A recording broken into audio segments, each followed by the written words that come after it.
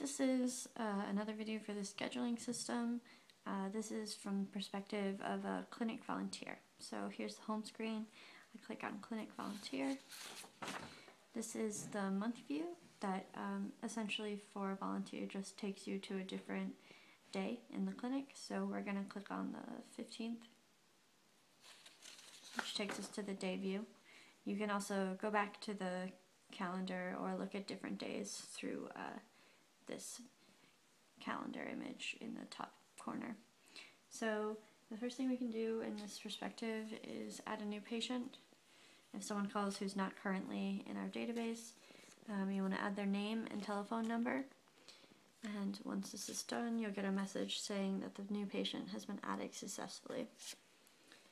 Once you have the patient in the database, you can schedule an appointment for them. Open this dialog where you can click on it for a patient name, select a patient from the list, then you can select a service. In this case we're going to do an herbalist, and you can see the availability for the given day, and you can click on a certain appointment to schedule it, where it'll say appointment scheduled booked.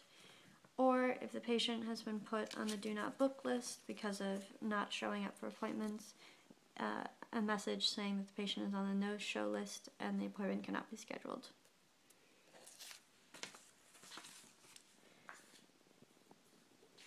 Each day, a volunteer may have to use the wait list or the call list to confirm with patients for that day. To confirm their appointments. So here's a list of the patient's name, their telephone number, and as the volunteer goes through this list, they can mark if they're confirmed.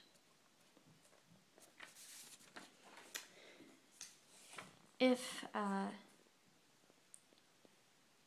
a patient doesn't answer the phone when they call and later calls back, you can mark them confirmed afterwards, where you can search their name, mark if they're confirmed, and finish. It's also important to record no-shows, people who don't show up to appointments. And you can search for a patient's name and mark if they're a no-show or click from the list. Another important part of the volunteer aspect is the wait list. So people who want appointments, who don't currently, who there isn't time for right now, as new spots open up, you can look at a list of names and services and click on one and find the nearest appointment, and there'll be a list of times that you can select and automatically add to that day. You can also print the schedule for paper usage throughout the office.